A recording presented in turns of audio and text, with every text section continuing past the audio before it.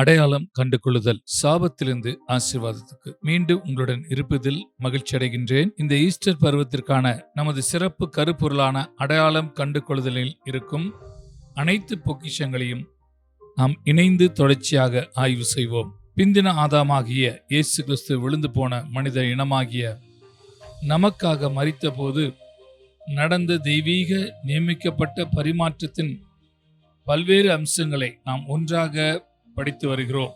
சிலுவையில் நடைபெற்ற இந்த தெய்வீகமாக நியமிக்கப்பட்ட பரிமாற்றத்தை மிக எளிமையாகவும் பொதுவாகவும் விளக்கியுள்ளேன்.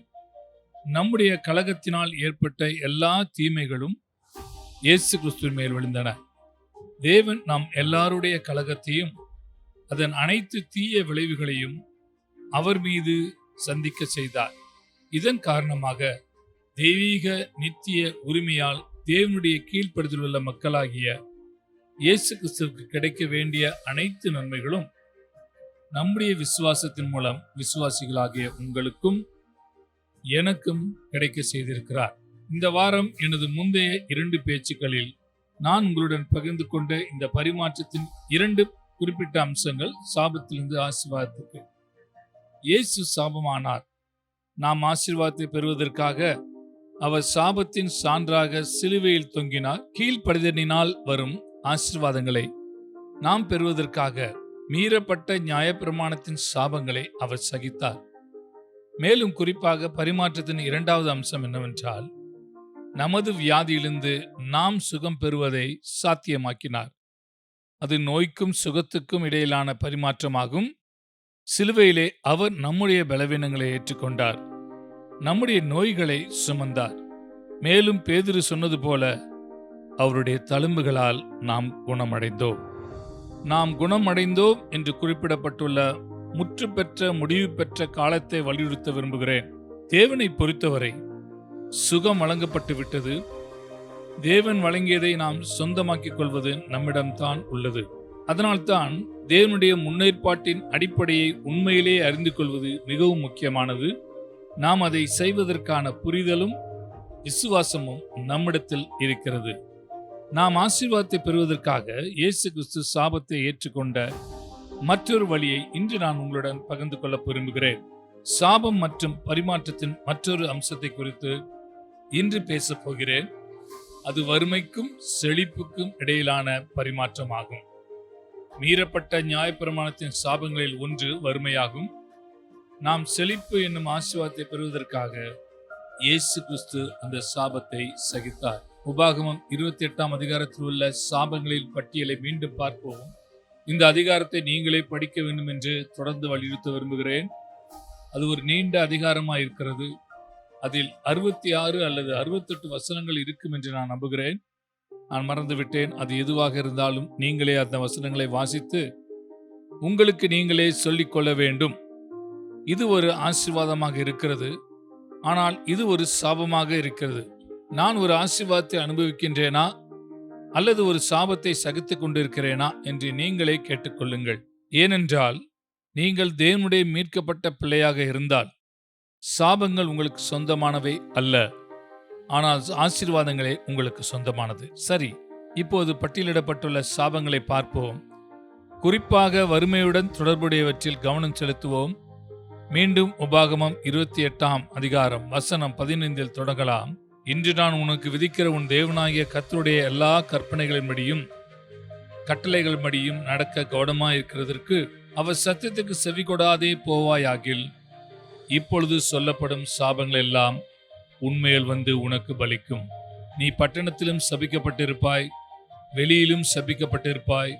உன் கூடையும் மாய்ப்பு செய்கிற உன் தொட்டியும் சபிக்கப்பட்டிருக்கும். உன் கர்ப்பத்தின் கனியும் உன் நிலத்தின் கனியும் உன் மாடுகளின் பெருக்கமும் உன் ஆடுகளின் மந்தைகளும் சபிக்கப்பட்டிருக்கும்.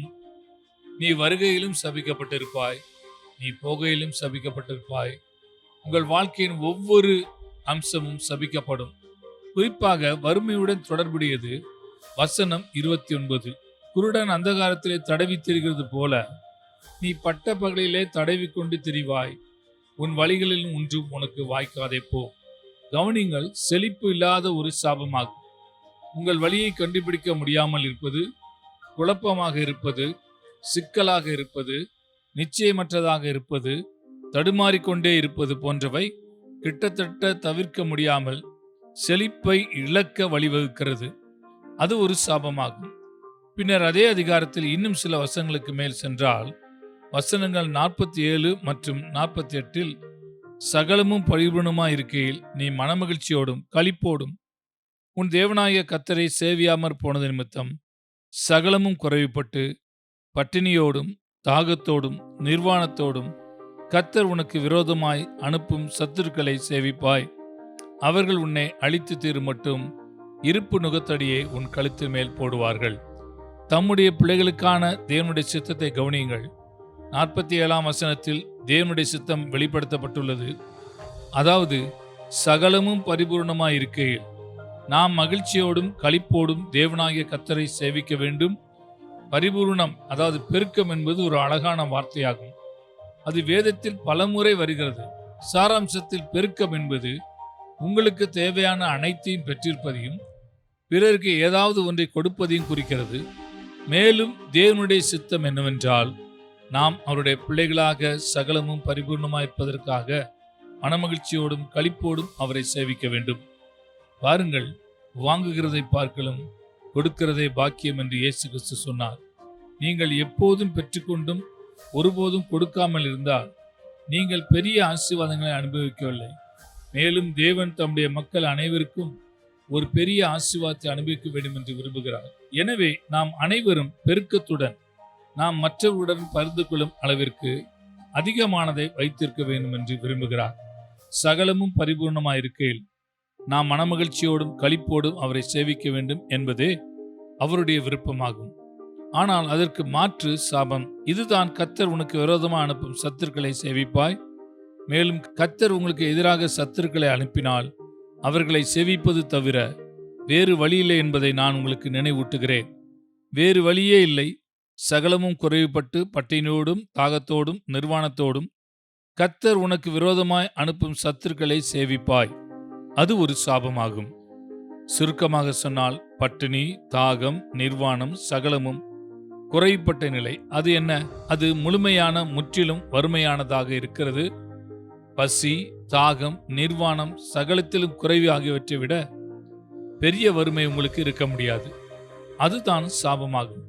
அது வறுமையின் சாபம். கிறிஸ்து நம்மை வறுமையில் சாபத்திலிருந்து மீட்டுக் கொண்டார். இது எனக்கு மிகவும் வெளிப்படையான வகையில் உண்மையாக்கப்பட்டது. சில வருடங்களுக்கு முன்பாக நான் நியூசிலாந்து நாட்டில் பேசிக் கொண்டிருந்தேன். ஒரு குறிப்பிட்ட நிதி தேவை குறித்து ஒரு கிறிஸ்தவ பிரிவினரிடம் பேசும்படி நான் கேட்டுக்கொள்ளப்பட்டேன். எனவே தேவன் தம்முடைய மக்களின் நிதி தேவைக்கான முன்னேற்பாட்டையும் நாம் அவற்றில் எவ்வாறு நுழைகிறோம் என்பதையும் அவர்களுக்கு விளக்கிக் கொண்டிருந்தேன். மேலும் என்னுடைய குறிப்பு இருந்தது. அதை வாசித்துக் கொண்டிருந்தேன். ஆனால் இதை செய்து கொண்டிருக்கும் போது என் மனக்கண்ணில் ஏதோ ஒன்றை பார்த்தேன். பரிசுத்த ஆவியானவர் சிலுவையில் தொங்கிய இயேசு கிறிஸ்துவை எனக்கு காட்டினார். அது அழகான மத காட்சி அல்ல. எல்லா ஆடைகளையும் களைந்து நிர்வாணமாக கைவிடப்பட்ட நிலையில் இருந்தார். வறுமையின் சாபத்தை பற்றி பார்த்து கொண்டிருக்கும் போது பரிசுத்த ஆவியானவர் ஒவ்வொரு காரியத்தையும் சரிபார்த்து கொண்டார். பசி, தாகம், நிர்வாணம், சகலத்திலும் குறைவு. இயேசு கிறிஸ்து பசியுடன் இருந்தார். கிட்டத்தட்ட 24 மணி நேரம் அவர் சாப்பிடவில்லை. அவர் தாகமாயிருந்தார். அவரது கடைசி வார்த்தைகள் ஒன்று, நான் தாகமாயிருக்கிறேன் என்பதாகும். அவர் நிர்வாணமாயிருந்தார். அவருடைய வஸ்திரங்களை எல்லாம் தங்களுக்குள்ளே பங்கிட்டு கொண்டார்கள். அவருக்கு சகலமும் குறைவாயிருந்தது. அவருக்கு எதுவும் இல்லை. அவர் கடன் வாங்கப்பட்ட கல்லறையிலும் கடன் வாங்கப்பட்ட அடக்க வஸ்திரத்திலும் அடக்கம் செய்யப்பட்டார். அவரிடம் எதுவும் மிச்சமில்லை. சிலுவையில் தொங்கியதால் வறுமையின் சாபத்தை தீர்த்துவிட்டார். நான் அதை பார்த்தபோது என் ஆவியில் ஏதோ ஒன்று நடந்தது. தேவனுடைய நிதி மற்றும் பொருளாதார முன்னேற்பாட்டிற்கான விசுவாசத்தை முன் எப்போதையும் விட அதிகமாக அடைய முடிந்தது. நான் அதை பார்த்தபோது அவையெல்லாம் இயேசு கிறிஸ்து சிலுவையில் செய்ததை அடிப்படையாக கொண்டிருந்தது. சிலுவையில் நம் சார்பாக, நம் பிரதிநிதியாக அவர் வறுமையின் சாபத்தை தீர்த்தார்.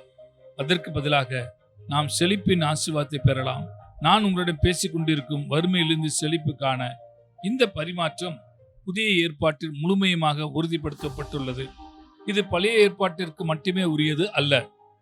பவுல் கொரிந்தியருக்கு எழுதிய நிருபமாகிய 2ஆம் நிருபத்திலிருந்து 2 வசனங்களை நான் உங்களுக்கு கொடுக்க விரும்புகிறேன். முதலாவது 8ஆம் அதிகாரம் 9ஆம் வசனம். பின்னர் 9ஆம் அதிகாரம் 8ஆம் வசனம். இதை நினைவில் வைத்துக் கொள்வது எளிமையானது. முதலாவது 8ஆம் அதிகாரம் 9ஆம் வசனம். இதில் முக்கிய வார்த்தை கிருபை என்பதை நீங்கள் கவனிக்க விரும்புகிறேன். நம்முடைய கர்த்தராகிய இயேசு கிறிஸ்துவின் கிருபையை அறிந்திருக்கிறீர்களே. அவர் ஐஸ்வர்யம் உள்ளவராய் இருந்தும் நீங்கள் அவருடைய தரித்திரத்தினாலே ஐஸ்வர்யவான்களாகும்படிக்கு உங்கள் நிமித்தம் தரித்திரர் ஆனாரே. கிரேக்க வார்த்தை ஐஸ்வர்யவான்களாக இருக்கலாம் என்று சொல்லுகிறது. அது இன்னும் வலுவானது. எனவே சிலுவையில் மிகவும் எளிமையான பரிமாற்றம் இருக்கிறது. இயேசு கிறிஸ்து முழுமையான வறுமையுடன் தரித்திரரானார். அவர் பசியாகவும் தாகமாகவும் நிர்வாணமாகவும் எல்லாவற்றிலும் குறைவு உள்ளவராகவும் இருந்தார். ஏன்? அவருடைய வறுமையின் மூலம் நாம் ஐஸ்வர்யவான்களாக இருப்பதற்குத்தான். தேவனுடைய நியாயப்பிரமாணத்துக்கு கீழ்ப்படுவதனால் வரும் நியாயமான ஆசீர்வாதமாகிய பெருக்கத்தை பெறுவதற்காகத்தான். மேலும் இந்த பரிமாற்றத்தின் விளைவை பவுல் அடுத்த அதிகாரமான 2 கொரிந்தியர் 9ஆம் அதிகாரம் 8ஆம் வசனத்தில் மிக தெளிவாக விளக்குகிறார். அங்கு அவர் இவ்வாறாக சொல்கிறார், மேலும் நீங்கள் எல்லாவற்றிலும் எப்பொழுதும் சம்பூர்ணமுள்ளவர்களாயும் சகலவித நற்கிரியைகளினாலும் பெருகுகிறவர்களாயும் இருக்கும்படியாக தேவன் உங்களிடத்தில் சகலவித கிருபையும் பெருகச் செய்ய வல்லவராயிருக்கிறார். அது ஒரு அருமையான வசனம் இல்லையா? பெருக்கம் என்ற வார்த்தை 2 முறை வருகிறது. சகல என்ற வார்த்தை மூல கிரேக்க மொழியில் 5 முறை வருகிறது. அதுவே தேவனுடைய பெருக்கமாகும். நான் அதை மீண்டும் வாசிக்கிறேன். மேலும் நீங்கள் எல்லாவற்றிலும் எப்பொழுதும் சம்பூர்ணமுடையவர்களாகவும் சகலவித நற்கிரியைகளிலும் பெருகுகிறவர்களாய் இருக்கும்படியாக தேவன் உங்களிடத்தில் சகலவித கிருபையும் பெருகச் செய்ய வல்லவராய் இருக்கிறார். நீங்கள் எல்லாவற்றிலும் எப்பொழுதும் சம்பூர்ணமுடையவர்களாக இருக்கவும். அதுதான் செழிப்பு. பெருக்கம் என்பது உங்களுடைய தேவையானதை விட அதிகமாக இருப்பதால் மற்றவர்களுக்கு கொடுக்கவும் பகிர்ந்து கொள்ளவும் முடியும். இது சுயநலமான நோக்கத்துக்காக அல்ல, பொருளாதாரத்தையோ அல்லது சுயநலத்தையோ திருப்திப்படுத்துவதற்காக அல்ல. கொடுக்கும் பெரிய ஆசீர்வாதத்தை நாம் அனுபவிக்க இது உதவுகிறது. பல கிறிஸ்தவர்கள் வெறும் வாங்குபவர்களாக இருக்கிறார்கள். அவர்கள் ஒருபோதும் கொடுப்பதில்லை. அவர்கள் தேவனுடைய பெருக்கத்தில் நுழையாததால், இயேசு கிறிஸ்துவின் மரணத்தினால் நமக்கு வழங்கப்பட்ட அதன் நோக்கத்தை புரிந்து கொள்ளாததால் அவர்கள் அந்த பெரிய ஆசீர்வாதத்தை இழந்து போகிறார்கள். மேலும் அந்த முக்கிய வார்த்தையான கிருபையை மீண்டும் கவனியுங்கள். மோசேயின் மூலமாக நியாயப்பிரமாணம் வந்தது. ஆனால் கிருபையும் சத்தியமும் இயேசு கிறிஸ்துவின் மூலமாக வந்தது என்று வேதம் கூறுகிறது. இந்த கிருபையின் முன்னேற்பாடு இயேசு கிறிஸ்துவின் சிலுவை மரணத்தின் மூலம் வந்தது. இது நாம் சம்பாதிக்கக்கூடிய ஒன்றல்ல, ஆனால் விசுவாசத்தினாலும் நிபந்தனைகளை நிறைவேற்றுவதனாலும் நாம் பெறக்கூடிய ஒன்றாகும். சரி, இன்றைக்கு நமது நேரம் முடிந்துவிட்டது. நாளை இதே நேரத்தில் மீண்டும் உங்களிடத்தில் வருவேன். நாம் எல்லோரையும் மிக முக்கியமாக பாதிக்கக்கூடிய இந்த பரிமாற்றத்தின் இன்னொரு அம்சத்தை பற்றி நான் பேசப் போகிறேன். ஆமென்.